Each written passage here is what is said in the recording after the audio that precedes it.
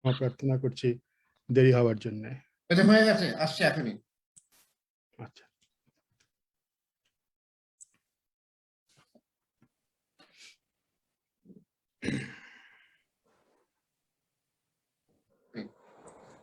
আচ্ছা। আমার এখানে কিন্তু দেখাচ্ছে লাইভ অন ফেসবুক, সুতরাং আমরা লাইভ চলে গেছি। শেয়ার করবেন। আমার এখানে কিন্তু দেখাচ্ছে লাইভ অন ফেসবুক, সুতরাং আমরা লাইভ চলে গেছি। শেয়ার কর। হ্যাঁ, গিয়েছে।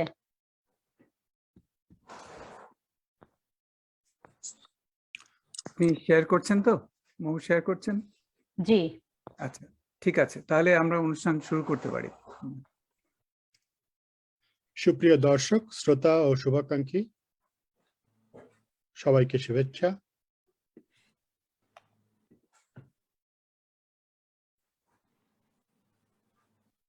সুপ্রিয় দর্শক, শ্রোতা ও শুভাকাঙ্ক্ষী, সবাইকে শুভেচ্ছা। উত্তর আমেরিকা বাংলা সাহিত্য পরিষদ আয়োজিত তৃতীয় বিশ্ব বাংলা সাহিত্য সমাবেশের সেমিনারের অংশের একটি পর্ব এটি। বিষয় স্বাধীনতায় 50 বছর, অভিবাসী বাঙালি সাহিত্য। সংগঠনটির পক্ষ থেকে আমি কাজী রহমান সঞ্চালনা করছি যুক্তরাষ্ট্রের ক্যালিফোর্নিয়া রাজ্যের লস অ্যাঞ্জেলেস শহর থেকে। আজ 9 অক্টোবর 2021, প্রায় দুপুর। সেমিনারের এখনকার পর্বের সম্মানিত অতিথিরা হচ্ছেন ডক্টর জ্যোতিপ্রকাশ দত্ত, ডক্টর নুরান নবী এবং ডক্টর আশরাফ আহমেদ। প্রিয় দর্শক শ্রোতাদের জন্য খ্যাতিমান অতিথিদের সাথে পরিচয় করিয়ে দিচ্ছি, তাদের সংক্ষিপ্ত পরিচয় জানাচ্ছি। শুরু করব জ্যোতিপ্রকাশ দত্ত। ডক্টর জ্যোতিপ্রকাশ দত্ত হলেন একজন শক্তিশালী সাহিত্যিক, গল্পকার ও ঔপন্যাসিক। তিনি সৃষ্টি করেছেন সাহিত্যের নতুন ধারা, ছোট উপন্যাস অর্থাৎ উপন্যাসিকা। বাংলা সাহিত্যের একজন অত্যন্ত শক্তিমান লেখক জ্যোতিপ্রকাশ দত্ত। প্রচুর পুরস্কার পেয়েছেন তিনি। 1971 সালে গল্পকার পরিচয়ে তিনি অর্জন করেন বাংলা একাডেমি পুরস্কার। 2016 সালে ভূষিত হয়েছেন বাংলাদেশের দ্বিতীয় সর্বোচ্চ বেসামরিক সম্মান 21শে পদকে। 60-এর দশকে গল্প নিয়ে তার সাহিত্যিক জীবন শুরু হয়েছিল। তার গল্পে উঠে এসেছে সামাজিক ও রাজনৈতিক বাস্তবতা, জীবন দর্শন, ভাষা আন্দোলন, মুক্তিযুদ্ধ এবং আধুনিক জীবনযাত্রা সহ নানাবিধ বিষয়ে। লিখেছেন গল্পগ্রন্থ, উপন্যাস, কিশোর রহস্য উপন্যাস, স্মৃতিকথা, প্রবন্ধ ও করেছেন সম্পাদনা, অনুবাদ সহ বিভিন্ন সাহিত্যকর্ম। সাহিত্য জীবন শুরু হয় 1958 থেকে। মাঝে একটি সময় বিদেশে উচ্চশিক্ষা, নতুন দেশ, ভাষা, কর্ম এসব মিলিয়ে লেখালেখি থেকে কিছুদিন দূরে থাকলেও প্রচুর লিখেছেন তিনি। ডক্টর জ্যোতিপ্রকাশ দত্ত বাস করেন যুক্তরাষ্ট্রের ফ্লোরিডার মায়ামি শহরে। এবার নুরুন নবী। ডক্টর নুরুন নবী হলেন একজন লেখক, মুক্তিযোদ্ধা, বিজ্ঞানী ও সমাজসেবক। ভাষা সাহিত্যে বিশেষ অবদানের জন্য 2020 সালে তিনিও বাংলাদেশের দ্বিতীয় সর্বোচ্চ বেসামরিক সম্মান 21শে পদক সম্মানে ভূষিত হয়েছেন। 2017 সালে মুক্তিযুদ্ধ বিষয়ক সাহিত্যে বিশেষ অবদানের জন্য বাংলা একাডেমির সম্মানসূচক ফেলোশিপ এবং 2018 সালে ওয়াশিংটন ডিসি বইমেলায় সাহিত্য পুরস্কার পেয়েছেন। আরও পেয়েছেন প্রচুর স্বীকৃতি বিভিন্ন জায়গা থেকে।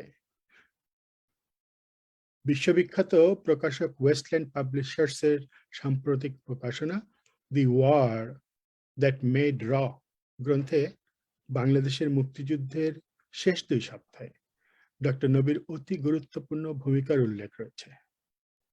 টাঙ্গাইলে ভারতীয় ছত্র সেনা অবতরণ, ভারতীয় সেনাবাহিনী ও বাংলাদেশের মুক্তিযোদ্ধাদের সমন্বয় ঘটাতে যে তিনি একজন সফল সমন্বয়ক ছিলেন, বইটিতে সেই কথা বলা হয়েছে। ইংরেজি ও বাংলায় ডক্টর নবীর 17টি বই প্রকাশ হয়েছে। তিনি বাস করেন নিউ ইয়র্ক, নিউ জার্সিতে, যুক্তরাষ্ট্রের নিউ ইয়র্কে। এইবার ডক্টর আশরাফ আহমেদ। ডক্টর আশরাফ আহমেদ একজন লেখক, শিক্ষক, বিজ্ঞানী ও গবেষক। তিনি সৈয়দ আশরাফুদ্দিন আহমেদ ও সৈয়দ আশরাফ আহমেদ নামেও পরিচিত। আমেরিকার ন্যাশনাল রিসার্চ কাউন্সিল ও সামরিক বিভাগের একটি স্বাস্থ্য গবেষণা সংস্থায় খুব উঁচু পদে ছিলেন। প্রাণ রসায়নে গবেষণা করেছেন, পিএইচডি করেছেন। 1974 সালে জাপানের কিয়োটো বিশ্ববিদ্যালয় থেকে শিক্ষকতা করেছেন বিশ্বের বিভিন্ন কলেজ ও বিশ্ববিদ্যালয়ে। বিজ্ঞান, গল্প, উপন্যাস, ভ্রমণ, সাহিত্য সমালোচনা, জীবনী এবং মুক্তিযুদ্ধ নিয়ে এ পর্যন্ত বই লিখেছেন 12টি। সহজবোধ্য ভঙ্গিতে বিজ্ঞানকে বাংলাদেশের নতুন প্রজন্মের কাছে আরো আকর্ষণীয়, আরো মজাদার করে উপস্থাপনের কাজ তিনি করছেন নিরলসভাবে।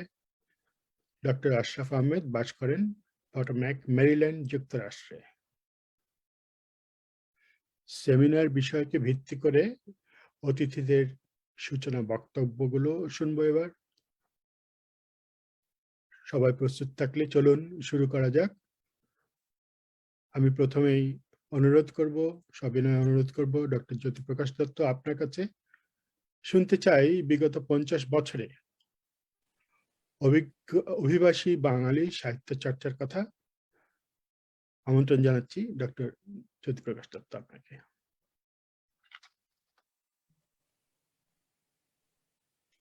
জ্যোতিদা আছেন তো? আপনার শুরুতেই আমি আমার দু একটি সীমাবদ্ধতার কথা বলে রাখি। যখন বলা হচ্ছে অভিবাসী বাঙালি, যারা সাহিত্যিক যারা আছেন তাদের রচনা গত 50 বছরে, ঠিক আছে, এটার স্বাধীনতার 50 বছর আমি বিদেশি অভিবাসী বলা যেতে পারে। কিন্তু আমি তো ওই সমস্ত অভিবাসী বাঙালির সাহিত্যকর্মের বিষয়ে কিছু জানি না। আমি যতটুকু জানি তা হচ্ছে এই যুক্তরাষ্ট্রের কিছু কিছু খবর, তাও সব নয়। ফলে ও পৃথিবীর নানা দেশে, বিশেষ করে ব্রিটেনে, ফ্রান্সে এবং নানান জায়গায় যে বাঙালি সাহিত্যিকরা অনেক রকম সাহিত্যকর্ম রচনা করেছিলেন অবিরত, আমি তার খুব বেশি কিছুই প্র্যাকটিক্যালি জানি না। ফলে আমার সেই সীমাবদ্ধতা নিয়েই আমার যা বলবার আমি বলবো। ঠিক 50 বছর ধরেই তো বিদেশে আছি। প্রথম জীবনের প্রথম দিকে যে সমস্ত শহরে ছিলাম, লেখাপড়া করেছি, সেখানে কিন্তু অন্তত যুক্তরাষ্ট্রে খুব বেশি যে লেখালেখি, বাংলা লেখালেখির চর্চা ছিল এমন আমার মনে হয় না। দেশ থেকে যারা এসেছিলেন ওই রকম সময় 2-4 জন যারা পরিচিত ছিলেন লেখক, তারাই এখানে লিখেছেন। তাদের লেখাই দেখা গেছে দেশের নানান কাগজ টাগজে। যুক্তরাষ্ট্রে তখন প্রকাশ করবার মতন কোনো এভিনিউ যাকে বলে ছিল না। নতুন লেখক যারাই লিখতে চাইবেন না কেন, প্রকাশ করবার জায়গা ছিল না। তো কিছু কিছু সাহিত্য সংকলন প্রকাশিত হয়েছে আমার মনে আছে। নিউ ইয়র্কে আমি যখন এসেছি 82-83-তে আমি নিউ ইয়র্কে এসেছি, তখন এসে যা দেখেছি যে দু একটি সংকলন প্রকাশ করেছেন, হয়তো একটি কবিতা সংকলন, 2-1 মিলে হয়তো একটি গল্প সংকলন প্রকাশ করেছেন, কিন্তু কোনো নিয়মিত কোনো যেহেতু পত্রপত্রিকা কিছু ছিল না, কারো নতুন কোনো লেখাও আমাদের কারো চোখে পড়তো না। সেই অভাবটা দূর হয় যখন 1985-86-তে আমাদের সৈয়দ মাহমুদুল্লাহ প্রবাসী পত্রিকা প্রকাশ করেন। প্রকৃতপক্ষে প্রবাসী পত্রিকা নিউ ইয়র্ক থেকে প্রকাশিত হওয়ার পর থেকেই এই যে নতুন যারা লিখবেন এবং যারা আগেও লিখতেন, বাংলাদেশেও যারা লিখতেন, তারা লিখবার সুযোগ কারণ তাদের লেখা প্রকাশিত হতে শুরু করে। আমরা কিছু কিছু যারা বাংলাদেশেও লিখেছি, বাংলাদেশেও লেখক হিসেবে পরিচিত ছিলাম, তারা প্রবাসীতে লিখতে শুরু করি। আরো 2-1টি কাগজ এই সময় প্রকাশিত হয়। একটি কাগজ তো প্রকাশিত হয়েই বন্ধ হয়ে গেছিল, তার ঠিকানাও প্রকাশিত হতে শুরু করে প্রায় সঙ্গে সঙ্গেই। তারপরে প্রকাশিত হয় বাঙালি এবং এই ঠিকানা, বাঙালি, প্রবাসী, পরিচয়, এই সমস্ত বাংলার সাপ্তাহিক একত্রে প্রকাশিত হওয়ার পরে এই অন্তত মার্কিন যুক্তরাষ্ট্রে তো বটেই অভিবাসী বাঙালির সাহিত্য রচনা শুরু হয়।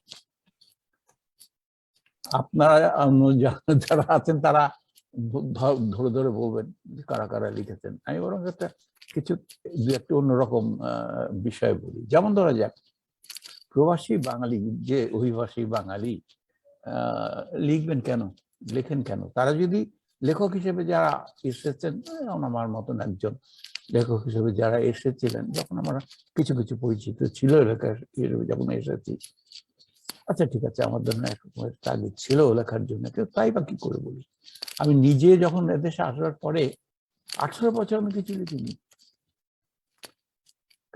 লেখক হিসেবে পরিচিতি থাকা সত্ত্বেও আমি তখন প্রকাশিত গ্রন্থকার, আমার 3টি গল্পের বই তখন প্রকাশিত হয়ে গেছে, এবং এই 50 বছরের ঠিক মাথাতেই আমি বাংলা একাডেমি পুরস্কারও পেয়েছিলাম। তবু তো আমি লিখিনি। লেখার নাকা লেখা অনেক কারণ, অনেক কিছু হতে পারে। তার একটি বড় ছিল, যারা বিদেশে আসেন তারা কিন্তু বাংলায় লেখার জন্য তো বিদেশে আসেন না, বা বিদেশে এসে যারা জীবন ধারণ করেন, লেখাপড়া করেন, জীবিকা অর্জন করেন, তাদের লেখার কথা ওই পরিমাণ মনে আসে না, মনে থাকেও না। আমার নিজেরও তো ছিল না জীবন, আমার জীবিকা অর্জন প্রথমত পাঠাভ্যাস, লেখাপড়া শেষ করতে হয়েছে, ডিগ্রি করতে হয়েছে, তারপরে চাকরি বাকরি খুঁজতে হয়েছে, চাকরিটা হচ্ছে, সংসার করতে হচ্ছে। তারপরে যখন মোটামুটি একটা সময় এসেছে, তখন একবার পেছন দিকে ফিরে তাকিয়ে মনে হয় লেখালেখি জগৎ একটা ছিল, ঢোকা যাক না কেন করে। তখন তো এরকম করেই আমার লেখা শুরু হয়। অন্যদের ক্ষেত্রে আমি মনে করি এইটি, যারা লিখতে চান একেবারেই ছোটবেলা থেকে লেখা প্রায় কারোরই হয় না, ইদানিং কালে হচ্ছে। ইদানিং ধরুন নানান সাপ্তাহিক পত্রিকা প্রকাশ হয়, অল্প বয়স থেকেও কিছু কিছু লেখক হয়তো লেখেন, কিন্তু যারা লিখবেন তারা তো খুব ভালো বাংলা লিখতে পারেন না। ফলে নতুন প্রজন্ম, যে আমরা বলি, বারবার করে বলি, নতুন প্রজন্ম এই যুক্তরাষ্ট্রে বা অভিবাসে নতুন প্রজন্ম বাংলা সাহিত্য রচনায় দক্ষ নয়, লেখেও না। আমি নিজে কিছুকাল সিটি ইউনিভার্সিটি নিউ ইয়র্কে বাংলা পড়িয়েছি, ফলে আমি দেখেছি তারা আগ্রহ নিয়ে বাংলা পড়তে আসে, বাংলা পড়েছে, কিন্তু বাংলায় রচনা বা জাতীয় কোনো কিছু লেখার ক্ষমতা তাদের বেশ কম। ফলে তাদের কাছ থেকে নতুন লেখা বা নতুন এই জাতীয় সাহিত্যকর্ম আশা করা মোটেও উচিত না। ফলে অভিবাসী জীবনের 50 বছর যে সাহিত্যকর্মের যে আলোচনা, সেটি মূলত হচ্ছে এই যারা আগে এসেছেন, বেশ কিছু আগে এসেছেন, লেখার অভ্যেস ছিল, পরবর্তীকালে হয়তো কিছু কিছু লেখার হাতও তাদের হয়েছে, তাদেরই লেখা কথা আমরা বলতে পারি আর কি। তাদেরই অনেকেই লিখেছে। মূলত যুক্তরাষ্ট্রে বাংলা সাহিত্য চর্চা শুরু হচ্ছে এভাবেই, সাপ্তাহিক পত্রিকার পাতায়। আমি নিজে প্রবাসীর সঙ্গে দীর্ঘকাল যুক্ত ছিলাম, এবং সাহিত্য পাতা আমি দেখতাম, এবং অনেক নতুন লেখকের লেখা সেখানে এসেছে, কিন্তু কেউই সেই অর্থে যাকে আমরা নতুন প্রজন্ম বলি না। ফলে নতুন প্রজন্মের কাছ থেকে আমরা কোন রকমের বাঙালি, অভিবাসী বাঙালি সাহিত্য পাই না, পেয়েছি বলেও মনে পড়ে না আমার। হতে পারে 2-4 জন লিখছে আজকাল, আমি সেটা জানি না। তবে যেটা আর একটা ইয়ে ঘটছে ইদানিংকালে, গত 3 বছর ধরে বলতেই হয়, তা হচ্ছে আমরা এই যে বিশ্ব বাংলা সাহিত্য সমাবেশ করছি, এই প্রতিটি বিশ্ব বাংলা সাহিত্য সমাবেশে একটি করে স্মারক সংকলন প্রকাশ হচ্ছে, এবং তাতে করে এই যারা বাইরে আছেন, শুধু যুক্তরাষ্ট্রে নয়, যুক্তরাষ্ট্রের বাইরেও নানান দেশে যারা আছেন, যারা বাংলা সাহিত্য চর্চা করেন, লেখালেখি করেন, তাদের লেখা একত্রিত করে আমরা একটি সংকলন প্রকাশ করছি হৃদ বাংলা নামে। 2টি প্রকাশিত হয়েছে, এবারে নিয়ে 3টি প্রকাশিত হয়েছে। এতে করেই অভিবাসী বাঙালির লেখার একটা যাকে বলে চেহারা দেখা যায়, দেখতে পাবেন। তবুও পুনর্গতই ফিরে যাচ্ছি যে যাকে আমরা বলি নতুন প্রজন্ম, তাদের লেখা এখানেও দেখতে পাবেন না।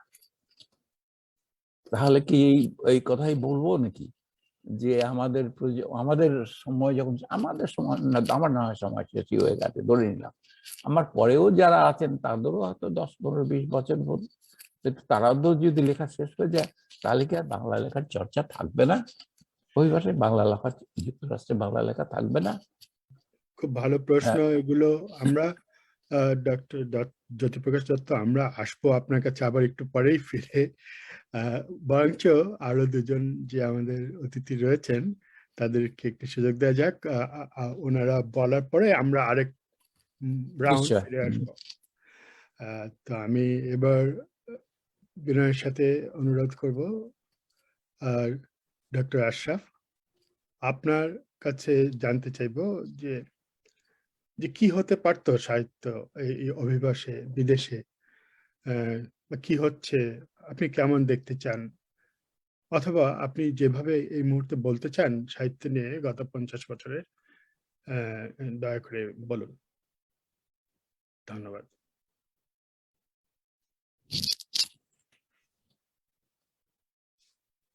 আপনি মিউট হয়ে আছেন বোধহয়। করতে হবে। এইবার ঠিক আছে। এখন ঠিক আছে না? হ্যাঁ, শুনছি। আচ্ছা, অনেক ধন্যবাদ আমাকে এই পরিচয় করিয়ে দেওয়ার জন্য এবং কথা বলতে সুযোগ দেওয়ার জন্য। তো প্রথমে যখন পুরবিধি আমাকে বলেছিলেন যে এখানে কিছু বলতে, আমি অপারগতা প্রকাশ করেছিলাম, কারণ আমি এই সময়ে ব্যস্ত থাকবো, শহরের বাইরে থাকবো, অন্য জায়গায়, এখনো তাই আছি। তো তখন আমি ওনার চাপে আমি বললাম ঠিক আছে, এটা যেহেতু 50 বছরের সাহিত্যের ব্যাপার, এটা আসলে এই এই টার্মিনোলজিতেই বোঝা যায় এটা অনেকটা মুক্তিযুদ্ধর উপরটাই, সেটার উপরেই বেশি গুরুত্ব পাবে। সেই অনুযায়ী আমার দুটো বই নিয়ে আমি আলোচনা করব, তা বলেছিলাম। তখন তিনি বললেন যে ঠিক আছে, আপনারটাও বলুন, অন্যরাও কে কি করেছে সেই সম্পর্কে কিছু বলবেন। তো মোটামুটি যাদের লেখার কথা জানি সেসবই কথা বলবো ধরে রেখেছিলাম। দুদিন আগে কাজী রহমানের সাথে আলোচনার সময় তিনি বললেন যে হ্যাঁ, পুরো 50 বছর এর অভিবাসী বাঙালি সাহিত্য তো অনেক, আসলে পরিধিটা অনেক বেশি, কাজেই আলোচনাটা সেদিকে নিতে পারলে ভালো হতো। তো আমার সেই জ্ঞান নেই। যেখানে জ্যোতিদাই বলে গেলেন যে তিনি প্রবাসে সারা বিভিন্ন দেশে কে কোন বাঙালি কি লিখছে এত সব জানেন না, আমার তো জানার কোনো প্রশ্নই ওঠে না। তো আমি তখন কি করলাম, কয়েকটা সাহায্য নিলাম। একটা হলো 24তম বঙ্গ সম্মেলন হয়েছিল, সেখানে এক ভদ্রলোক লিখেছিলেন, তার নাম হলো রঞ্জিত কুমার দত্ত। এই বইটা বিহঙ্গ নামে তারা প্রকাশ করেছিল। সেখানে ওই এটার একটা প্রবন্ধটার নাম হলো উত্তর আমেরিকার বাংলা চর্চার সাল তামামি। এটা আমার কাছে ভালো লেগেছিল, কারণ উনি ওই সময় পর্যন্ত উত্তর আমেরিকায় যারা যারা লিখেছেন তাদের সবার নাম কি নিয়ে লিখেছেন সবকিছু সেসব বলেছেন। তো আমি ওইটা একটু সাহায্য নিলাম। তারপরে আরেকটা হলো কালি ও কলমে কয়েক বছর আগে এই লিখেছিলেন আপনার হাসান ফেরদৌস, আমি দেখাচ্ছি, এটা ডায়াসপোরা সাহিত্য উত্তর আমেরিকার বাঙালি বই। তারপরেও আরো কিছু থেকে যায়, সেটা হচ্ছে আমি এরপরেও তো অনেক ডাইমেনশন তো অনেক বেশি এই 50 বছরের সাহিত্যে। তো আমি তখন একজনের শরণাপন্ন হলাম, বিশ্বজিৎ সাহা, শ্রী বিশ্বজিৎ সাহা। তিনি অনেক বছর থেকে বইমেলা করছেন, 30 বছর এবার। কাজে বইমেলা এবং বই সম্পর্কিত আমার ধারণা তিনি অনেক জ্ঞান রাখেন, তার সাথে আমি আলোচনা করলাম। আরো কিছু এই সবগুলো মিলে আরো কিছু এটা সেটা দেখলাম, মিলে আমার কাছে মনে হলো যে অনেকগুলা দিক হতে পারে। একটা দিক হলো কত বই বেরোয়, এই প্রবাসে কত বই বেরোয়, 50 বছরে কত বই বেরিয়েছে। আরেকটা হতে পারে কি নিয়ে লেখেন তারা, আরেকটা হতে পারে কারা লেখেন। তো আরেকটা বিশেষ ভাগ অবশ্যই হবে, সেটা হচ্ছে মুক্তিযুদ্ধ ভিত্তিক লেখা প্রবাসী সাহিত্যিকরা কে কি লিখছেন, কতটুকু লিখেছেন। এই কতগুলো ব্যাপার নিয়ে, এতটুকু এইসব নিয়েই আলোচনা করা যেতে পারে। আমি দেখছি কয় মিনিট। এনিওয়ে, তো সেখানে দেখা যায় বাংলাদেশি যারা আছেন, আচ্ছা, এই 2004 সালে যে আপনার রঞ্জিত কুমার দত্ত লিখেছিলেন যে তখন তার হিসাব ছিল আপনার, তার হিসাবে দেখা যায় প্রবন্ধ লেখা হয়েছিল বেশি, 65 জন প্রবন্ধকার, প্রবন্ধ 65টা প্রবন্ধ নয়, যারা প্রবন্ধ লিখেছেন এরকম 65 জন লোক ছিলেন। 19 জন লোক ছিলেন গল্প উপন্যাস স্মৃতিকথা লিখেছিলেন, 12টা ছিল তখন সাপ্তাহিক, মাসিক ছিল 4টা। আমি যখন 1983-তে এই দেশে আসি তখন এই ধরনের কিছু পাইনি। আমার হাতে পড়েছিল ওয়াশিংটন ডিসি এলাকায় থেকে প্রকাশিত একটা সংস্কৃতি বলে একটা অর্গানাইজেশন, তাদের পূজায় একটা হাতে লিখে সাইক্লোস্টাইল করে তারা প্রকাশ করতো, এটা আমার কাছে আছে এখনো।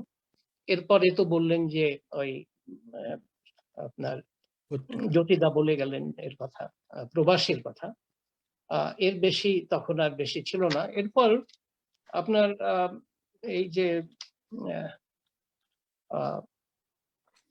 বিশ্বজিৎ সাহা তিনি বললেন যে 1994 সনে তাদের প্রথম বা দ্বিতীয় যখন তাদের এই হয় বইমেলা হয়, তখন প্রথম একটা বই প্রকাশিত হয় 4 জন কবির, 4 জনের বই কবিতা নিয়ে একটা প্রথম বই প্রকাশ হয় তার জানা মতে এখানে। এখন কি হয়, এখন তিনি মনে করেন যে এখানে প্রায় 200, সারা পৃথিবীতে প্রায় 200 বই পাবলিশ বাংলায় প্রকাশিত হয়, তার মধ্যে 50টার মতন হয় উত্তর আমেরিকায়। আর ওয়াশিংটন ডিসি এলাকায় আমি জানি গত 2 বছর আগে আনোয়ার ইকবাল কথিত থেকেই বোধহয় শুনেছিলাম যে তারা যেহেতু অর্গানাইজ করছিল একটা মেলা, সেখানে প্রায় 15-16টা বই প্রকাশিত হয়েছিল। তো এই যে এত বই প্রকাশ হচ্ছে সেগুলোর মান কি, এটা নিয়ে একটা প্রশ্ন থেকেই যায়। লিখছে কারা, সেই মান বোঝার ক্ষমতা খুব কঠিন। তো সেটার আমি একটা উদ্ধৃতি দিই, আমিও এটার জন্য খুব একটা এই মানে সাহস পাই না সেগুলো নিয়ে আলোচনা করতে, যে রঞ্জিত কুমার দত্ত সেই 2004 সনে লিখেছিলেন, আমি 72-এ, তখন তার বয়স ছিল, আমি 70 হয়ে গেছি কাছাকাছি, কাজে আমার ক্ষেত্রে এটা প্রযোজ্য। এই বয়সে কে ভালো লেখেন, কে মন্দ লেখেন, কে বস্তা পচা লেখেন, কে টুকে লেখেন বা পাণ্ডিত্যপূর্ণ লেখেন, লিখে কারো বিরাগ ভাজন হতে চায় না, বন্ধুত্ব হারাতে চায় না।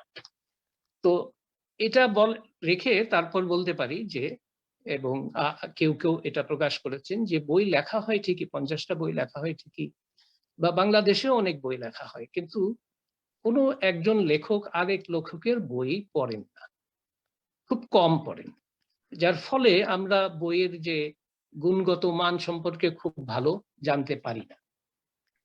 এখন তো এই যে লেখকদের মধ্যে কারা আছেন, এই প্রথমেই বলতে হয় ওয়াশিংটন ডিসি এলাকার ভালো লেখক যারা নাকি আমরা আরেকবার ফিরে আসবো। এ পর্যন্ত যা আলোচনা হলো সেগুলোকে আবার একটু নাড়িয়ে নেওয়া যাবে, ঝালিয়ে নেওয়া যাবে। যদি অনুমতি করেন তা আমি 1 সেকেন্ডে শেষ করে দিই। আমি আর তাহলে নামের কথা আর বলছি না, অনেকজন আছেন, কালকে আরেকজন বলবেন যে প্রবাসীদের মধ্যে তিনি হচ্ছেন গোলাম মুর্শিদ, তার আমি খুব ভক্ত পাঠক। আরো অনেকে আছেন ওয়াশিংটন এলাকার, আরো অনেকে আছেন, তাদের নাম আর বলা গেল না। তো আমি আপনাকে থামাতে চাইনি, আমাকে ক্ষমা করবেন। আমরা সময়টাকে সদ্ব্যবহার করতে চাচ্ছি, এই আর কি, আমাকে ক্ষমা করবেন। না না না, ঠিক আছে। তা আমি আমাদের পরবর্তী আলোচনার জন্য আমাদের খ্যাতিমান মুক্তিযোদ্ধা ডক্টর নুরুন নবীকে আহ্বান করব, কিন্তু তার আগে আমি জানতে চাই যে এই সুদীর্ঘ অভিবাসী জীবনে আপনার লেখা বিভিন্ন পর্যায়গুলো নিয়ে আপনি লিখেছেন, আপনার সম্পৃক্ততা, আত্মজীবনী, বাঙালি সাহিত্যে অবদান রেখেছে।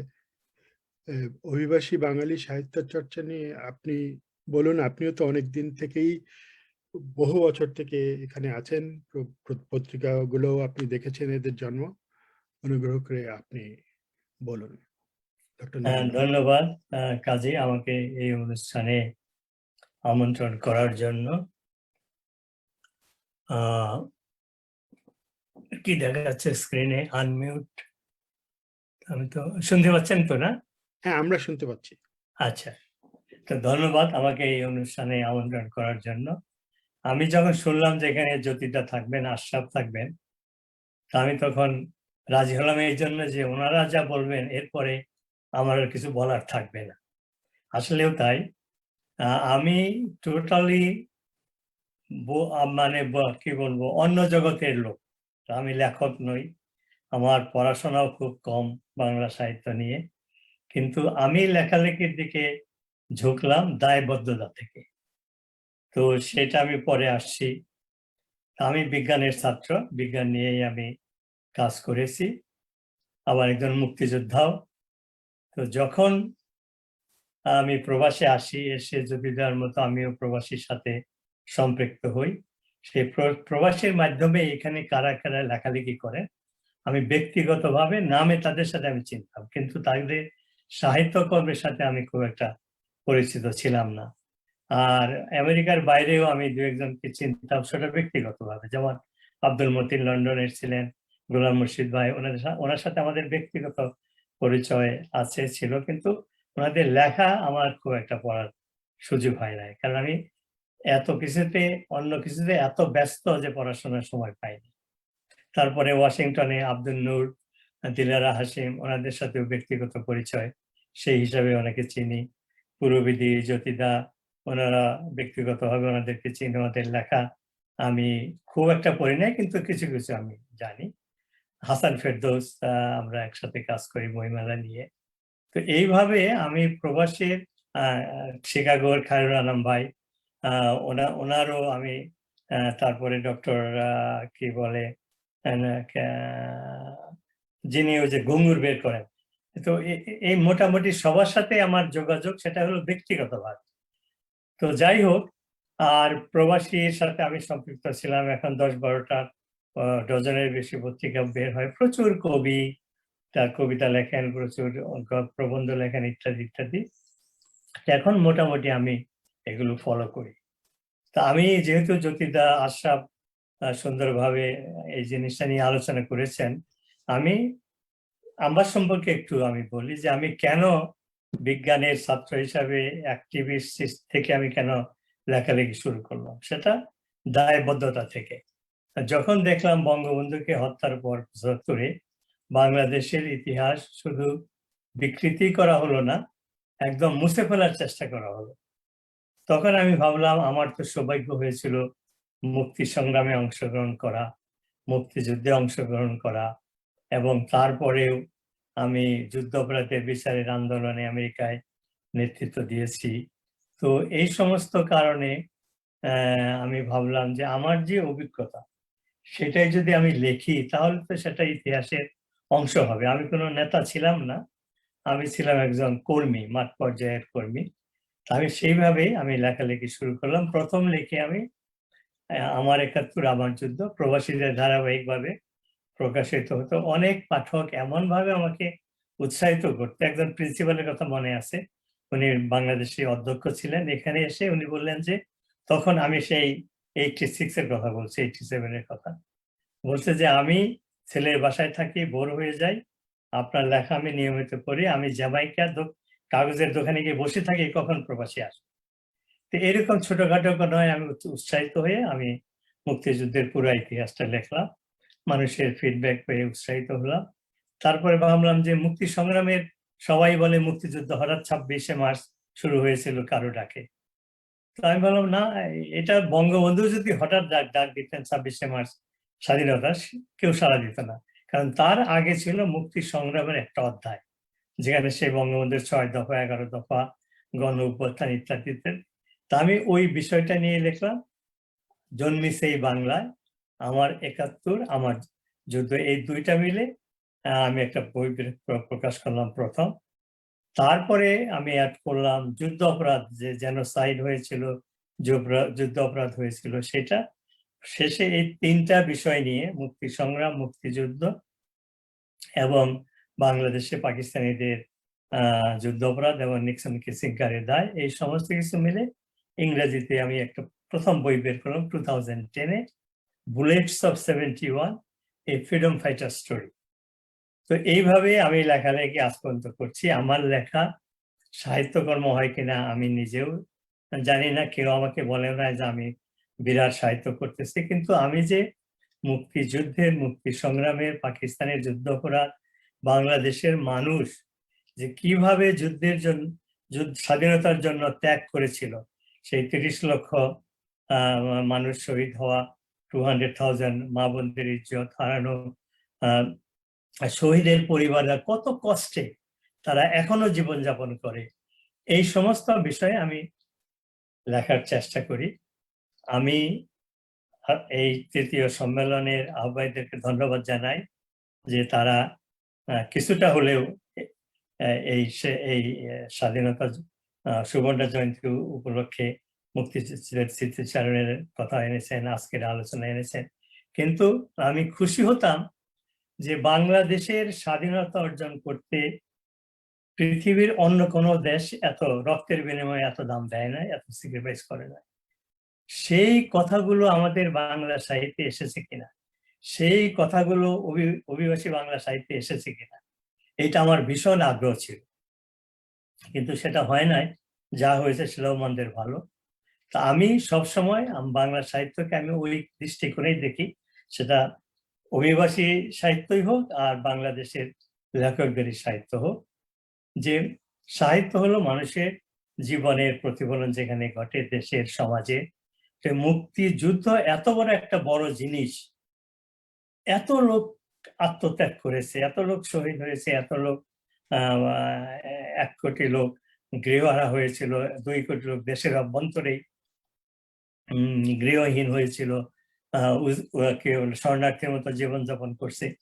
এই জিনিসগুলো যদি বাংলা সাহিত্যে না উঠে আসে, অভিবাসী সাহিত্যই হোক আর দেশীয় সাহিত্য হোক, তাহলে এটা একটা বিরাট দুঃখের ব্যাপার হবে, ব্যর্থতা হবে। মুক্তিযোদ্ধাদের তো কথা বাদই দিলাম, আমাদের সমাজে এক শ্রেণীর নব্য রাজাকার রয়েছে, এক শ্রেণীর অতি আতেল রয়েছে, এক শ্রেণীর আমার সমাবেশী লোক রয়েছে, তারা মনে করে বাংলাদেশ স্বাধীন করে দিয়েছে ভারত। কিন্তু মুক্তিযোদ্ধাদের যে অবদান, যে স্যাক্রিফাইস, এটা তারা স্বীকার করতে চায় না। কিন্তু আনন্দের ব্যাপার, এই ভোটের কথা আমি আগে বলেছি, দি ওয়ার দ্যাট মেড র, এই বইয়ে পাতায় পাতায় লেখা রয়েছে মুক্তিযোদ্ধারা কিভাবে মুক্তিযুদ্ধে অবদান রেখেছে, যুদ্ধ করেছে মিত্র বাহিনীর সাথে সাথে। তো আমি আর বেশি সময় নিব না। আমি মনে করি যে সাহিত্য জীবনের অংশ, সাহিত্য সমাজের অংশ, এবং স্বাধীন বাংলাদেশে সাহিত্য মুক্তিযুদ্ধ ছাড়া, আমাদের একজন নেতা ছিলেন জাতির পিতা বঙ্গবন্ধু, বঙ্গবন্ধুর জীবন, তার কর্মকাণ্ড ছাড়া, মুক্তিযুদ্ধের ত্যাগ তিতিক্ষা, এগুলো ছাড়া যদি সাহিত্য হয়, সেই সাহিত্য অসম্পূর্ণ থাকবে। এবং বাংলাদেশে যে কবি সাহিত্যিক আছেন, তারা নানা কি বলবো প্রেসারে থাকেন, সীমাবদ্ধতা রয়েছে তাদের, কিন্তু আমরা যারা প্রবাসী আছি, আমাদের ওই ধরনের বাধা বিপত্তি নেই। কাজে আমি মনে করি অভিবাসী সাহিত্যে এই মুক্তিযুদ্ধের স্ববর্ণ জয়ন্তী উপলক্ষে মুক্তিযোদ্ধাদের ত্যাগ, জনগণের ত্যাগ, এটা যে জনযুদ্ধ ছিল, এখানে যে আমাদের একজন নেতা ছিলেন বঙ্গবন্ধু শেখ মুজিবুর রহমান, তার জীবনটা যদি পড়েন, অসমাপ্ত আত্মজীবনী, কারাগারের জীবন, তাহলে আবার উনি একজন লেখক হিসাবে যে কত উচ্চমানের, সেগুলো আমরা জানতে পারি, সেগুলো আমরা আবার রিরাইট করতে পারি আমাদের লেখালেখিতে। তো এইটুকু আমার বলার ছিল। ধন্যবাদ। অনেক ধন্যবাদ। আমরা ফিরে আসবো আরেকটি চক্রে আলোচনায়। বিদেশে বা অভিবাসে সাহিত্য, এই জিনিসটাই আমরা, এই ব্যাপারটা আজকের আলোচনার মধ্যেই গুরুত্ব পাচ্ছে। সাহিত্যে সবই উঠে আসে এবং বাইরে থেকে কারা কি লিখছেন এখান থেকে লিখেও এরা কি ভয় ভীতির ঊর্ধ্বে থেকে লিখতে পারছেন কিনা যারা লিখছেন, এবং সাহিত্য কি শুধুই গ্রন্থ প্রকাশ, গ্রন্থের মধ্যে সীমাবদ্ধ, নাকি এখন তো অনেক মিডিয়া এসছে, ইলেকট্রনিক মিডিয়া এসছে, এমনকি শব্দ দিয়েও সাহিত্য হচ্ছে, যা শুনে যে সাহিত্যগুলো সেগুলো সাহিত্যের জায়গা করে নিয়েছে। তো আমরা যা হোক, আমরা বিস্তারিত আলোচনার জন্য হয়তো আরো সেশন অনেক দরকার হবে। আমরা আজকে আমাদের আলোচনা ব্যাপ্তি রাখবো অভিবাসীদের সৃষ্ট সাহিত্য নিয়ে। আমি আবার প্রথম দিকে ফিরে যাচ্ছি। এই পর্যন্ত আপনারা যা আলোচনা করলেন, অনুগ্রহ করে জ্যোতিদা আপনি যদি একটুখানি আপনাদের তিনজনের আলোচনার ভেতরে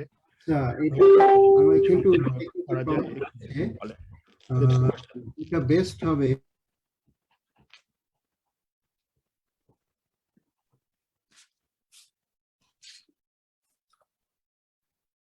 কিছু বলার কি এখন সুযোগ আছে?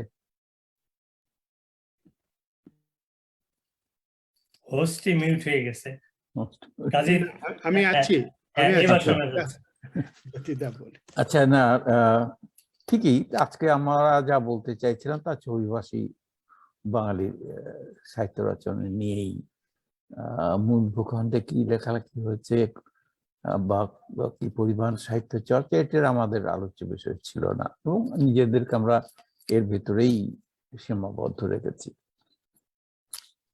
তো ওরা অনেক সকলেই তো জানেন, এমন রঞ্জিত দত্তর কথা যে বলেছেন, রঞ্জিত দত্ত আমার অত্যন্ত ঘনিষ্ঠ ছিলেন, আমারও খুব ঘনিষ্ঠ ছিলেন। ফলে তিনি কি কোন পত্রিকা প্রকাশ করেছেন, কিভাবে করেছেন, সবই আমরা জানি। আমরা সেই সময় থেকেই তো এখানে আছি, এবং প্রকৃতপক্ষে এই নিউ ইয়র্কের সাপ্তাহিক পত্রিকায়, মাসিক পত্রিকা প্রকাশিত হবার পর থেকে কিন্তু একটা লেখক, প্রচুর লেখক বেরিয়েছে আমাদের এই যুক্তরাষ্ট্রে। ইনফ্যাক্ট আমরা নিউ ইয়র্কে যুক্তরাষ্ট্র বাংলা সাহিত্য পরিষদ বলে একটি যাকে বলে সংগঠন তৈরি করেছিলাম, যারা প্রতি মাসে মিলিত হতাম এবং আমাদের নিজেদের লেখালেখি সেখানে পড়তাম। সেই সব লেখালেখি নিউ ইয়র্কে নানা পত্র পত্রিকায় প্রকাশিত হতো। বেশ 5 বছর চালিয়েছিলাম। এরপর আরো অনেক সাহিত্য আসর হয়েছে নিউ ইয়র্কে, এখনো আছে, প্রচুর লেখক বেরিয়েছেন, বেশ ভালো লেখেন সবাই, গল্প, কবিতা, উপন্যাস, প্রচুর উপন্যাস প্রকাশিত হয়েছে, বেশ কয়েকটি ভালো উপন্যাস প্রকাশিত হয়েছে নিউ ইয়র্ক থেকে। ফলে এইটি এখন পুরো প্রকৃতই অভিবাসী বাঙালির সাহিত্য চর্চার একটি জায়গা হয়ে দাঁড়িয়েছে। কিন্তু আমি আমার সেই পুরনো কথাতেই ফিরে যাচ্ছি, লেখার যারা লিখছেন তাদেরকে তো আমরা এই প্রজন্মের লেখক বলতে পারি না। এই প্রজন্মের কথা, যা নতুন প্রজন্মের ভিতরে বাংলা সাহিত্যের চর্চা প্র্যাকটিক্যালি নেই বললেই চলে। ফলে আমরা সেই পুরোনো কথাকে আবারও ফিরে যেতে পারি আর কি, যে তাহলে কি আর এখানে বাংলা লেখা হবে না?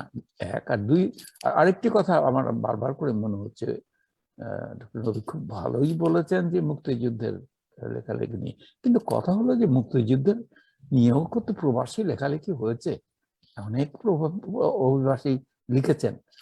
মজার কথা হচ্ছে যে যখন আমরা মুক্তিযুদ্ধের লেখা ইত্যাদি নিয়ে কথা বলি, এইসব প্রবাসীদের যারা মুক্তিযুদ্ধে নিয়ে লিখেছে তাদের কথা আসে না। ঠিক, তারা তো প্রবাসী যারা ছিল ওই সময়, তারা তো দেশে গিয়ে মুক্তিযুদ্ধ করতে পারেনি, কিন্তু মুক্তিযুদ্ধের অংশভাগ তো তারাও ছিল। আমরা যারা এই পতাকা কাঁধে নিয়ে ওয়াশিংটন ডিসিতে গিয়ে ক্যাপিটাল বিল্ডিং এর সামনে ডেমনস্ট্রেশন করেছি, সারা নিউ ইয়র্ক শহরে ডেমনস্ট্রেশন করেছি, আমরা যারা বিভিন্ন চার্চে গিয়ে, স্কুলে গিয়ে বাংলাদেশের মুক্তিযুদ্ধের কথা বলেছি, আমরা যারা ছোট ছোট দোকান করে আলু পরোটা বিক্রি করে মুক্তিযুদ্ধ নিয়ে টাকা তুলে পাঠিয়েছে, আমাদের কথা কেউ কখনো বলে না। আমরা কি মুক্তিযুদ্ধের অংশ নই? আমরা কি মুক্তিযুদ্ধ করিনি? এ কথা প্রায় কখনোই আলোচিত হয় না। যাক, সেটা কোনো বড় কথা নয়, তবে মনে হয় যেন এটা একটা লক্ষ্য রাখা দরকার আছে আর কি। এর বেশি আর কি বা বলবো। আমি জানি প্রচুর লেখা হচ্ছে এখন, ভালো লেখা হচ্ছে, এমনকি কিছুকাল আগে বছর 3 আগে বোধহয় 3-4 বছর আগে বাংলা একাডেমিতে প্রবাসী লেখকদের একটি স্টল পর্যন্ত দিয়েছিল।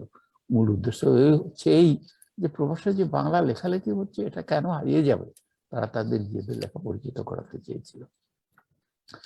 সেই অভিবাসী বাংলা সাহিত্য রীতিমতোই হচ্ছে, কিন্তু সীমাবদ্ধতা আছে, প্রচুর সীমাবদ্ধতা আছে। ডক্টর জ্যোতিপ্রকাশ দত্ত, আপনাকে অনেক ধন্যবাদ। আপনি বিদেশে যারা আছেন, বিদেশ বলছি বারবার, অভিবাসে যারা আছেন, তারা যা পারছেন তা নিয়ে লিখছেন, সবকিছু নিয়ে লিখছেন। তাদেরও চাপ আছে, তাদের স্বজনরা দেশে থাকেন, তারাও ভেবে লেখেন। লেখার জন্য প্রবাসী লেখকদেরকেও জীবন দিতে হয়েছে, খুব বেশি দিনের কথা নয়। আমরা সেই প্রসঙ্গে এই মুহূর্তে যাচ্ছি না, কিন্তু আমি আহ্বান জানাবো ডক্টর আশরাফ, আপনাকে এ পর্যন্ত যে আলোচনা হলো আপনি সম্পূরক কিছু যদি বলেন। ডক্টর আশরাফ, আপনি কি শুনতে পাচ্ছেন আশরাফ ভাই? হ্যাঁ, শুনতে পাচ্ছি। আমি আনমিউট করলাম। অনেক ধন্যবাদ।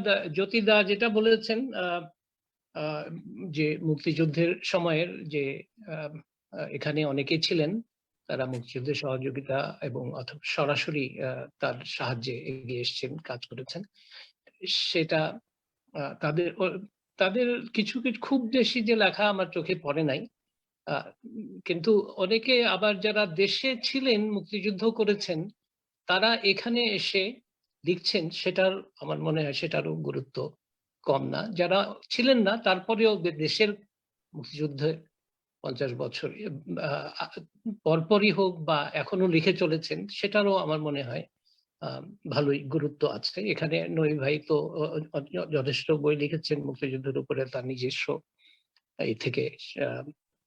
এছাড়া ওই যে তাজুল মুহাম্মদ বলে মন্ট্রিয়লের এক ভদ্রলোক, তিনি মুক্তিযুদ্ধের উপরে শুধু গবেষণাই করেছেন। তিনি নিজে হেঁটে হেঁটে বিভিন্ন গ্রামে গেছেন, গিয়ে এসে এখানে বসে ছিলেন, এখানেই মন্ট্রিয়লেই তিনি থাকেন, কিন্তু এর আগে বোধহয় লন্ডনেও ছিলেন। তো মোট 50টির বেশি তিনি পাবলিশ করেছেন। তাকে আমি অভিবাসী লেখকই বলবো, কারণ এখানে বসেই তিনি সেসব করে চলেছেন। তার আব্দুল মতিন বলে আরেক ভদ্রলোক, তিনি বেশ বয়োজ্যেষ্ঠ লোক, লন্ডনে, তিনিও অনেক বই লিখেছেন, তার মধ্যে মুক্তিযুদ্ধ, বঙ্গবন্ধু, স্বাধীনতা, এইসব নিয়ে লিখেছেন অনেক। আরো বোধহয় আরো অনেকে আছেন যাদের নাম করতে গেলে আমার খুব অনেকটা সময় পাবো না। এখন আমি আমার নিজের কথায় ফিরে যেতে চাই। আমি নিজে মুক্তিযোদ্ধা নই। মুক্তিযোদ্ধা যে ডেফিনেশন অনুযায়ী যে মুক্তিযোদ্ধা সার্টিফিকেট থাকা, অথবা ভারতে যাওয়া, অথবা কোনো রাজাকার হলেও একটা কিছু তাকে মেরে ফেলা, সেরকম আমার এই নাই।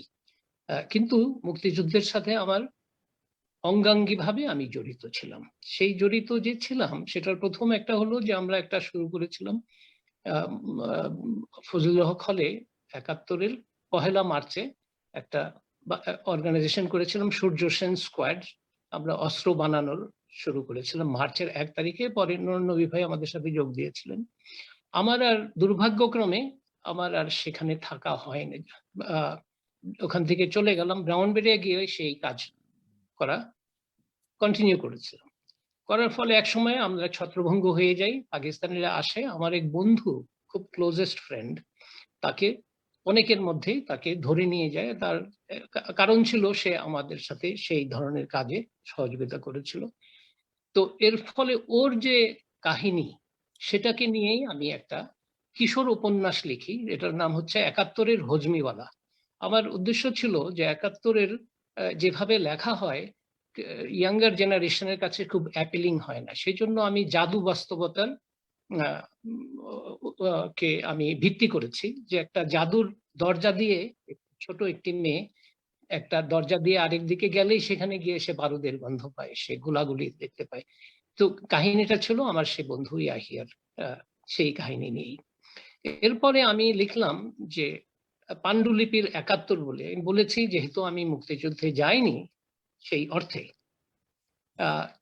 কাজেই একজন যে না কেন যায়নি, কি তার মনোভাব ছিল, কি অবস্থা দিয়ে গেছে, কি প্রেক্ষিত ছিল।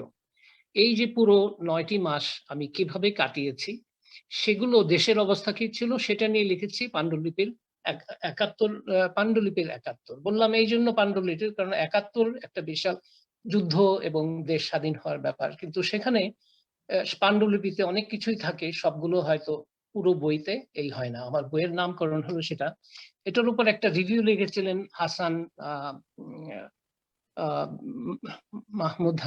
মাহমুদ টরন্টোর।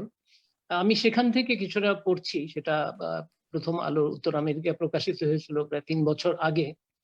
এখানে বলছে পাণ্ডুলিপির 71 একটি বহুমাত্রিক বই। প্রচলিত সংজ্ঞায় সে মুক্তিযোদ্ধা নয় তা স্বীকার করে আশরাফ আহমেদ বইটি লিখেছে। 71 আমাদের জীবনের শ্রেষ্ঠ কিন্তু সবচেয়ে জটিল একটি সময়। 71 আবেগের বেশি না হিসাবের তা নির্ণয় করা কঠিন। সেই জটিলতায় যে অনেকগুলো সমান্তরাল বিপ্রতি ও তির্যক স্রোত বয়ে চলেছিল তার বিস্তারিত বর্ণনা এখানে আছে অত্যন্ত মনোগ্রাহী সাহিত্যিক মাত্রায়। স্বল্প পরিসরে আলোচনা করলে বইটির প্রতি অন্যায় করা হবে জেনেও শুধু আমার অনুভূতিটুকুই প্রকাশ করছি। আমাদের মুক্তিযুদ্ধের সময় বিভিন্ন বিষয় নিয়ে নিজেদের মধ্যে যে সখ্য ও সূক্ষ্ম সংঘাত ছিল তা বইটিতে এতই সাহিত্যিকভাবে ফুটে উঠেছে যে বাংলাদেশের ভবিষ্যৎ সাহিত্যিকদের এই বইটি এড়িয়ে যাওয়ার উপায় থাকবে না।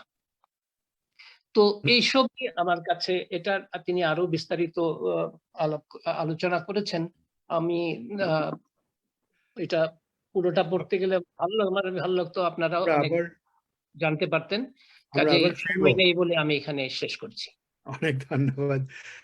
আপনি যেমন বলেছেন যে যে স্বাধীনতার সময়কার কথাগুলো হজমিওয়ালা কিংবা যে কোনো ফর্মেই আসুক না কেন, গল্পগুলো আসলে সাহিত্যে জায়গা পাচ্ছে যখন দীর্ঘদিন ধরে। ইতিহাস তো ইতিহাসের জায়গা থাকবেই, এবং ইতিহাসের শুদ্ধিকরণ হতে থাকবে সময়ের সাথে সাথে।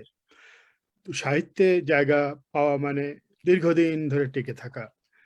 তো আমাদের মূল বক্তব্য ছিল যে গত 50 বছরে বাংলাদেশের মতো একটি দেশের স্বাধীনতা যুদ্ধের একটি এত বড় ঘটনা, এবং তারপরে যে স্বাধীনতা হওয়া উচিত ছিল লেখকের মনে বা লেখকের কলমে, সেগুলো কতদূর এগিয়েছে, কতদূর যেতে পারত, কি হচ্ছে, এগুলো নিয়ে আজকের পর্বটি সমৃদ্ধ হচ্ছে।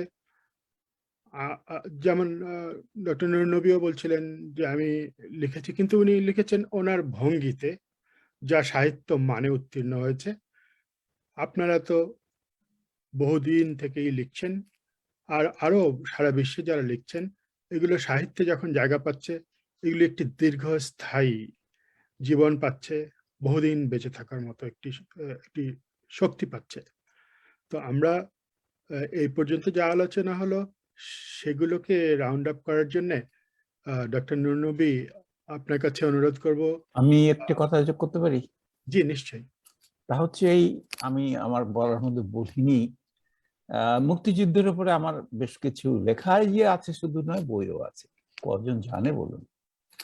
সময় অসময়ের মুক্তিযুদ্ধ বলে আমার একটি গ্রন্থ আছে, মুক্তিযোদ্ধারা বলে আমার একটি গ্রন্থ আছে। আমার অসংখ্য লেখা, বিশেষ করে সময় ভোলে না কিছু বলে আমার যে স্মৃতি রচনা আছে, মুক্তিযুদ্ধের সম্পর্কে প্রচুর কথা তার ভেতরে লেখা আছে। কজন পড়ে? বাহ!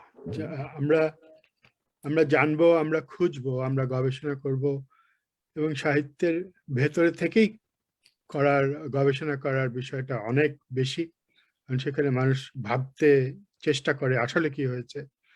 ইতিহাস তো সাধারণত প্রাথমিকভাবে লেখে শাসকরাই, এবং নিয়ন্ত্রণও করে তাই। বহুদিন যাওয়ার পরে হয়তো একটু পরিবর্তন হয়, এবং আরো দিন যাওয়ার পরে সত্যের কাছাকাছিতে যে পৌঁছাতে পারে। যাই হোক, বক্তব্য আমার রাখার কথা নয়। আমার একটা প্রশ্ন ছিল, যদি সুযোগ হয় আমি করতাম। আমার মনে হয় ডক্টর নুরুন নবী বলে নেই, তারপরে আমরা প্রশ্নোত্তর পর্বে যাব। সবিনয় অনুরোধ করছি ডক্টর নুরুন নবী, আপনি যদি এবার একটু রিজয়েন্ডার দেন। হ্যাঁ, আমি জ্যোতিদার মন্তব্য উল্লেখ করেই বলবো যে প্রবাসে যারা মুক্তিযুদ্ধ করেছেন, সহায়তা করেছেন, তারাও মুক্তিযোদ্ধা, তারাও মুক্তিযুদ্ধের ইতিহাসের অংশ। জ্যোতিদা কয়েকটা বই লিখেছেন, আক্ষেপ করে বলেছেন কয়জন বা পড়ে। আমার প্রশ্ন হলো পড়াতে হবে, জানাতে হবে। কারণ আমি যে মোটিভেশন নিয়ে লিখি সেখান থেকে বলছি, আমার বই কয়জনের সাহিত্য মানের স্বীকৃতি দিল না দিল আমি সেটা কেয়ার করি না। আমি মনে করি যে আমার দায়িত্ব মুক্তিযুদ্ধের ইতিহাস লিখে যাওয়া, বলে যাওয়া, সবাইকে জানানো। যে পড়ার পড়বে, যে ইচ্ছা করলে পড়বে, না হয় কেউ পড়বে না। তো জ্যোতিদাসরা উল্লেখ করেছেন, ওই জ্যোতিদা ছাড়াও আব্দুল্লাহ এম এ মহিত অর্থমন্ত্রী, ওনারও একটা বই লিখেছে, প্রবাসীরা কিভাবে এখান থেকে যুদ্ধে অংশগ্রহণ করেছে। তো আমি জ্যোতিদাস সহ সবাইকে অনুরোধ করব, আপনাদের যে অভিজ্ঞতা রয়েছে সেটা আপনি লিখবেন। মুক্তিযুদ্ধের কথা লিখতে গেলেই তো মুক্তিযোদ্ধা হতে হবে এমন কোনো কথা নাই। আশরাফ সুন্দর করে দুটো বই লিখেছে যেটা মুক্তিযুদ্ধের প্রতিফলন হয়েছে। তো অনেক সুন্দর জ্ঞান গর্ব আলোচনা হলো। আমি এটুকু বলতে চাইবো যে অভিবাসী সাহিত্য থেমে যাবে না। আমরা যখন থাকবো না, আমাদের নতুন প্রজন্ম তারা বাংলায় লিখবে না, কিন্তু জ্যোতিদা আরো নতুন প্রজন্ম আসে আমাদের মতো, বা এই বাংলাদেশ থেকে এই আমেরিকাতে বা বিদেশে, তারাও দেখবেন আমাদের মতো আমরা ওই দেশে জন্ম হয়ে লেখাপড়া করে এখানে এসে আমি লেখালেখি শুরু করেছি। আমি আশরাফ, আপনি ওখানে শুরু করেছিলেন, এখনো কন্টিনিউ করছেন। আমি আশাবাদী যে এই ধারাটা চলবে। কাজেই বাংলা দেশ যতদিন থাকবে, আমাদের ভাষা যতদিন থাকবে, বাংলা সাহিত্য সে বিদেশেই হোক আর দেশেই হোক, এটার চর্চা চলবেই। ধন্যবাদ। ভালো কথা বলেছেন। বলতে পারি? ডক্টর নবী, আমরা প্রশ্নোত্তর পর্বে আসবো। আমরা সময়কেও একটু শাসনে রাখতে চাচ্ছি। আমি জানি অনেক প্রশ্ন এসছে, আমরা যতটুকু পারি নিয়ে আসবো এবং প্রশ্ন রাখবো। ওখানে বাংলা আইডি পক্ষর আইডিটা দিয়েছি, আর যদি আরেকটা ওটাতে না হয় তাহলে বাংলা লেখো, BANGLA। Okay, by. স্বপন একটু মিউট করে নাও। যাই হোক, আমরা যা বলছিলাম যে এই মুহূর্তে কিছু প্রশ্ন ছিল এবং আমি সেগুলো জানাচ্ছি। একবারই কয়েকটা প্রশ্ন আমি জানিয়ে দিচ্ছি, দু তিনটা, এবং আপনাদের জন্য ফ্লোরটা ছেড়ে দেবো ওপেন ডিসকাশনের জন্য। আরো একবার বলে নিতে চাই, আমারও হয়তো সুযোগ হবে না, যে সাহিত্য কি শুধু মুদ্রিত গ্রন্থে, বই যাকে আমরা বলি, সেখানেই সীমাবদ্ধ থাকবে না। সাহিত্য অন্যান্য মিডিয়া যেগুলোতে আসছে সেগুলোকেও গণ্য করা হবে। দ্বিতীয়ত হচ্ছে ইতিহাসের মতো থাকে, যেমন আমরা বলছিলাম। তো এই যে গল্প আকারে বা উপন্যাস আকারে, কবিতা আকারে যেসব, পদ্য আকারে যেসব সাহিত্য হচ্ছে এবং সেগুলো ঠিক জায়গায় সংরক্ষণ হচ্ছে কিনা, এগুলো নিয়ে আমরা আলাপ করতে পারি। কারণ আমরা সাহিত্যের চর্চাটা যেন বজায় থাকে, এটাই আমাদের মূল লক্ষ্য, যাতে করে বাংলা সাহিত্য বেঁচে থাকে। অতিথিদের কাছে আমন্ত্রণ জানাবো আরো দুটো প্রশ্ন তা আপনাদের সামনে উপস্থাপন করে।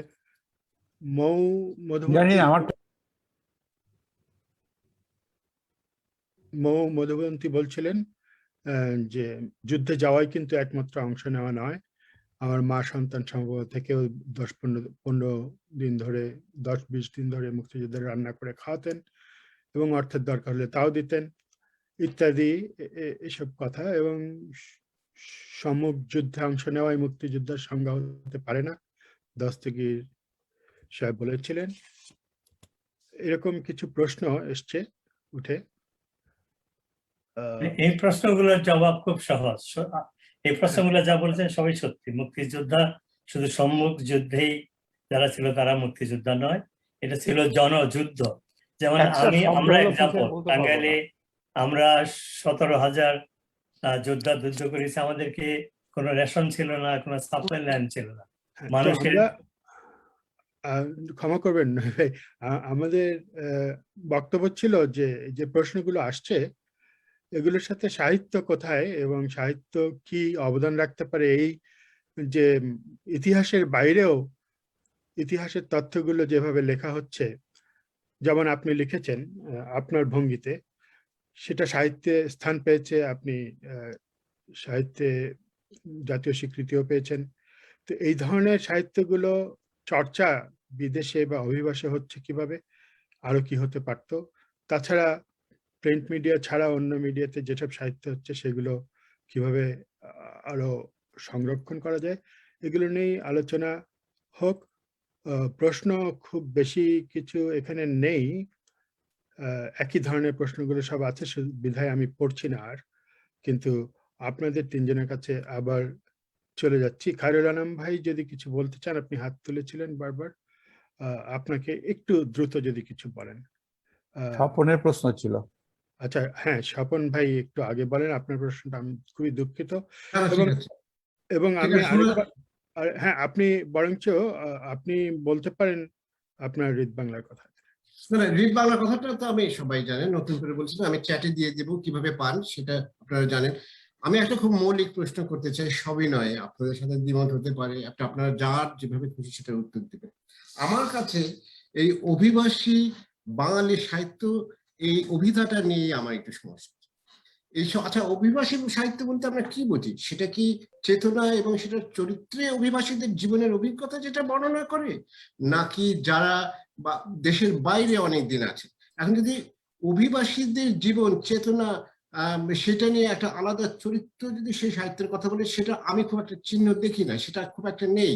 হ্যাঁ, যেমন আমি একটা উদাহরণ দিচ্ছি ইংরেজি থেকে, যেমন রোহিতন মিস্ত্রি কানাডায় থাকে, কিন্তু তিনি যখন লেখেন তখন সেই মুম্বাইয়ের পুরনো আমলের সেই পার্সি সমাজ নিয়ে লেখেন। আমাদের এখানে অনেকে লেখালেখি করেন যাদের লেখা সেটা সেই আমাদের বাংলাদেশ বা পশ্চিমবঙ্গ সেটা নিয়ে। আরেকটা যেটা সমস্যা আমার মনে হয়, আমরা একটা জিনিস সত্য, রূঢ় সত্য থেকে পালিয়ে বেড়াই, সেটা হচ্ছে আমাদের প্রচন্ড লিমিটেড রিচ সাহিত্য। এটা হচ্ছে প্রবাসীদের জন্য ভিন ভাষায় যারা, যেখানে মেইন স্ট্রিম ভাষা থেকে আলাদা ভাষায় যারা সাহিত্য চর্চা করে, মোটামুটি ভাবে ইউনি জেনারেশনাল। আমাদের পরে আর কেউ বাংলা ভাষার চর্চা করবে লন্ডনে কিংবা সিডনিতে কিংবা নিউ ইয়র্কে, এটা আমার কাছে অসম্ভব রকমের সন্দেহ। ভাষা শিখতে পারে, কিন্তু সাহিত্য মানের ভাষা শিক্ষা কতটুকু সম্ভব, এটা আমার কাছে খুব বড় উদাহরণ আছে। আমাদের চাইতে, আমাদের বাংলা ভাষা, অভিবাসী বাংলা ভাষার চাইতে আরো অনেক অনেক বেশি সমৃদ্ধ ভাষা ইডিশ নিউ ইয়র্কে ছিল।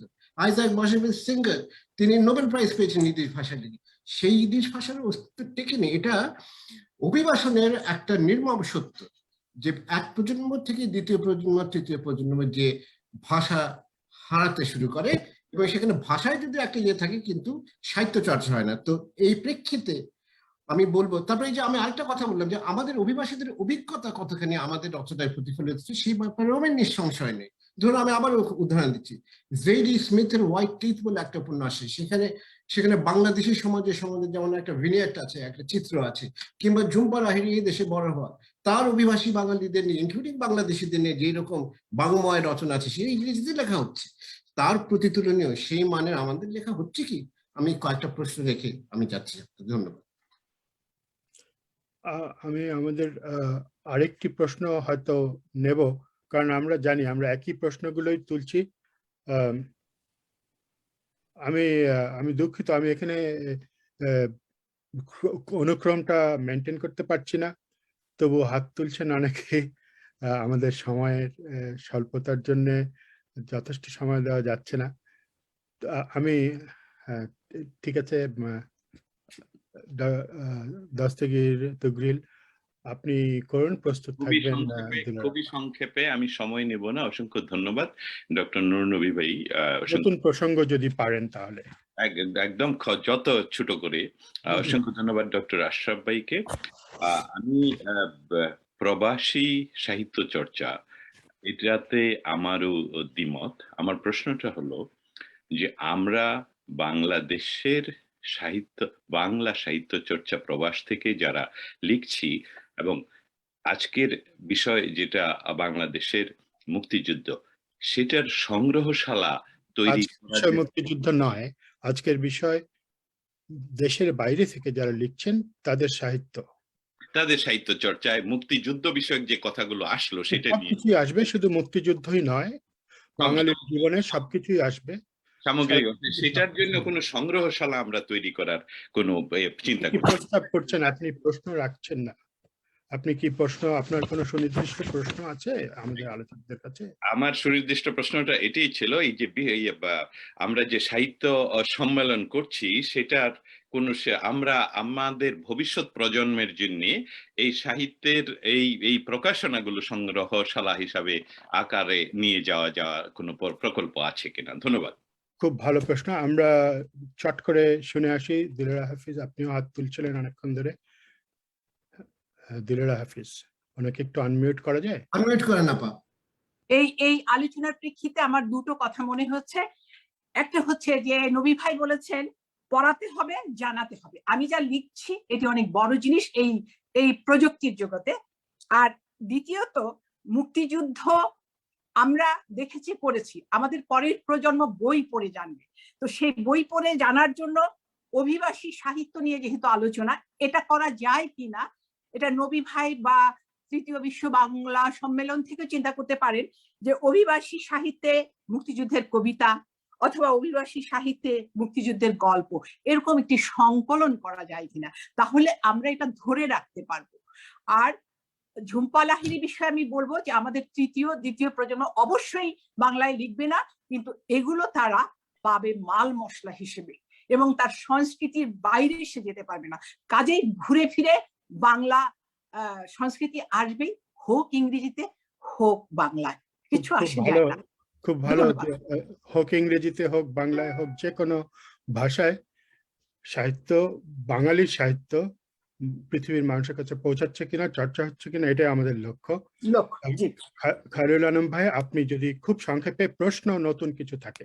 খুবই সংক্ষেপে আমি জাস্ট বলতে চাচ্ছিলাম যে আমি মধুবন্তীর কথাটাকে একটু এক্সটেন্ড করে বলছি যে যারা যুদ্ধক্ষেত্রে যুদ্ধ করেছে স্বাধীনতার জন্য, তারাই শুধু যুদ্ধ করেনি, নানা রকম ভাবে এবং যুদ্ধ পরবর্তী, স্বাধীনতার পরবর্তী যুদ্ধ করেছে। যেমন নবী ভাই একটা ওই নেতাজি সুভাষচন্দ্র বসুর ভাইজি শর্মিলা বোস মনে হয় তার নাম, উনি একটা বই লিখেছিলেন। কি বোস? শর্মিলা বোস। হ্যাঁ, শর্মিলা বোসই তো বলছি আমি। উনি একটা বই লিখেছিলেন এবং একটা সেমিনার ওই বিষয়ে একটা বিতর্কমূলক বক্তৃতা বই লিখেছিলেন। সেই জন্য ইউনিভার্সিটি অফ শিকাগোতে উনি এসেও ছিলেন। তো সেখানে নবী ভাই গিয়েছিলেন। আমি ইন্টারাপ্ট করছি একটু, আমি দুঃখিত এই জন্য যে আমরা অভিবাসী কিভাবে সাহিত্যকে রক্ষা করতে পারি, চর্চা করতে পারি, এটাই আজকের সেমিনারের ফোকাস। আচ্ছা, ঠিক আমি আছে। মনে করিয়ে দিতে চাই সবাইকে। বলুন। হ্যাঁ, ও বলতে চাচ্ছি যে উনিও ফাইট করেছিলেন। তারপরে উনি নিউ জার্সি থেকে উড়ে এসে ইউনিভার্সিটি অফ শিকাগোতে এসেছিলেন ওইটার ভীষণ প্রতিবাদ করতে। উনি লেখালেখি করেছিলেন তারপরে। তো ও সম্বন্ধে যদি উনি এক আধ লাইন বলতে চান তাহলে আমরা জানতে পারি।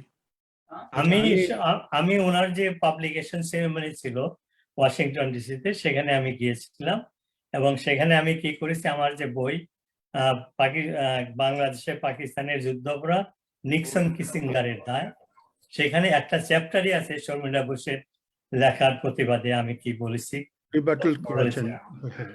উনি সংক্ষেপে বলি, যেটা বলেছিল যে বাংলাদেশে কোনো গণহত্যা হয়নি, এই কথাটা ওনার বইয়ের সারমর্ম ছিল।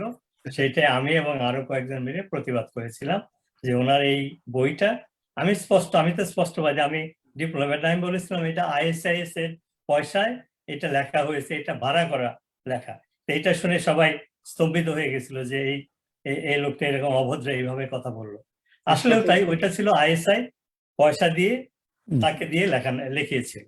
এবং আমি এটাও বলেছিলাম যে সুভাষচন্দ্র বোসের বংশধর এই ধরনের লেখা লিখবে, এটা আমি ভাবি নাই। আমি আরো বলেছিলাম যে আমি যখন যুদ্ধ করি পাকিস্তানের বিরুদ্ধে, তখন শর্মিলা বোস 10 বছরের বালিকা হিসাবে বস্টনে বেড়ে উঠছিল। অনেক ধন্যবাদ নবী ভাই আপনাকে। আমি এই সম্পর্কে একটা বলতে চাই, ওই যে যারা যুদ্ধ করেছে, আমি আশরাফ আহমেদ বলছি। আচ্ছা, আমরা টেক টিম থেকে একটু টেক ওভার করি ফর 2 মিনিটস। কাজী রহমান, আপনার অনুমতি নিয়ে আমরা টেকনোলজিক্যাল টিম একটু আপনাদেরকে বলি, আপনারা একটু আগামী 2 মিনিটের মধ্যে শেষ করতে হবে, কারণ আমরা এখন একটি কক্ষেই চলে এসেছি কিছু যান্ত্রিক অসুবিধার জন্য। ঠিক আছে, তো আমি যেটা বলতে চেয়েছি সেটা হলো যে যারা যুদ্ধ করেছে তারাই খালি মুক্তিযুদ্ধ কিনা, অন্যরা কি তাহলে?